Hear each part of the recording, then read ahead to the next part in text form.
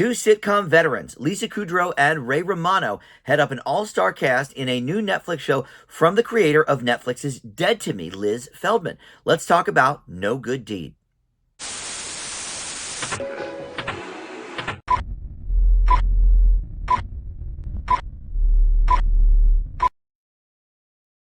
Hey guys, Dan here. This is Dan Reviews It. Welcome to my TV review for the new Netflix series No Good Deed. This is streaming all 8 episodes now, and not only does it include Ray Romano and Lisa Kudrow, but Denis Leary, Luke Wilson, Linda Cardellini, who was part of Dead to Me, of course, and Abby Jacobson from Broad City. There's a lot of people in this that you will certainly recognize. And before we launch into the specifics of the show and my thoughts on it, let me welcome you back to the channel. If you are one of my Dan Reviews It subscribers already, thank you so much for that. Always love having you guys return to the channel. But if you're not, please consider subscribing. Click that notification bell so you get the alerts for all my video drops. And you can just like this video or comment below as well. That stuff, of course, does wonders for the channel.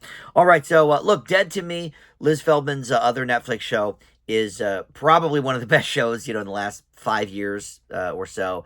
And that first season was such a revelation. It was so great, so well cast, well scripted. The twists and turns were there, and I gave that first season an A. No Good Deed does not quite measure up to that, and we'll explain the reasons why here, but it's got a lot of the same sort of styles as that show. Liz Feldman certainly loves a twist and loves a big reveal before the end credits roll to go into the next episode.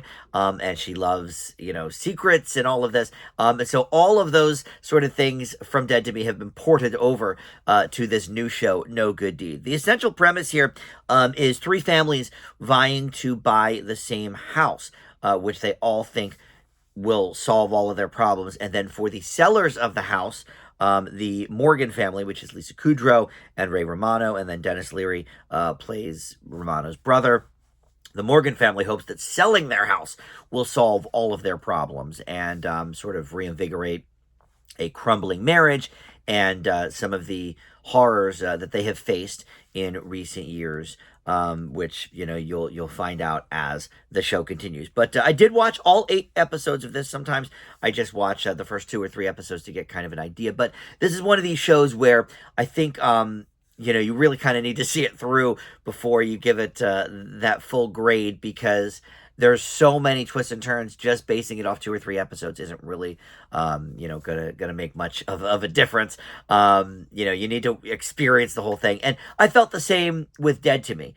And the big reveal at the end of episode 1 of that, which, look, we're not going to do spoilers here even for that show, but it was so just like jaw-dropping. There are some jaw-dropping moments here with this series. However, I'm not sure. Well, I guess there's a couple that are, close to that level. But here's really, I would say, the main difference between the 2 shows is that here, I think the cast is just too big. Dead to Me was 10-episode seasons. This is an 8-episode season. And this is not listed, by the way, as a miniseries. It is listed as a series. So we could get more seasons in this. I don't know. Look, they'll find things to do, but I do feel like pretty much we wrapped up what we needed to in this first season. But, knowing Netflix, look, if they've got something good, they're going to just, play that into the ground. Well, of course, it's Netflix. It could go either way. They could play it into the ground for 6 seasons, or they could, retire it after 2 or 3 seasons with a whole, cliffhanger there that never gets resolved. But no, look, the main thing really difference-wise is that this is just too big of a cast. I think you could lift one of the families out almost entirely and not really lose much. I would say, I don't know if there's like a main side family, but we do certainly spend a lot of time with the Luke Wilson and Linda Cardellini characters. I would say maybe they're like sort of the main focal point of the families that are trying to buy the house, and they're neighbors anyway, so they're already around. But then you have Abby Jacobson and Poppy Liu, who are a lesbian family. trying to have a baby. They're having struggles. One is a doctor, one's a lawyer. And so they kind of sink their claws into some of the mysteries surrounding the Morgan house. And then you have this third family, played by O.J. Fagbini and Tiana Paris, and then you have Anna Marie Horsford as the mother. She was from Amen. So, I mean, we're talking about really going back to sitcom classic. Linda Lavin is in this too, by the way, from Alice, as one of the nosy neighbors. But anyway, that family, I think you could probably lift pretty much out of this show and not really miss a beat. Whereas Dead to Me focus mainly on Christine Applegate, Linda Cardellini, and sort of a few people surrounding them. There was a mother-in-law thing there too. But we were able to study the characters a little bit better.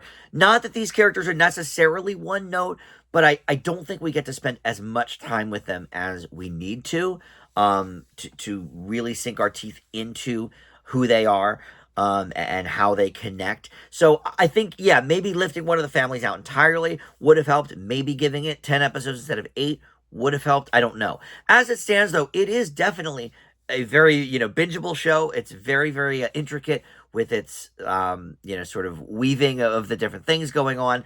But is it as good to Dead to Me? It is not. And look, that was lightning in a bottle with that one. Liz Feldman certainly trying her hand at a lot of similar things. Like I said, a lot of twists and turns here. But I just think it's too overstuffed overall. But I leave No Good Deed with a B+, and you can check this out now on Netflix if you'd like. I didn't really even talk about, Kudrow, Romano. They're great.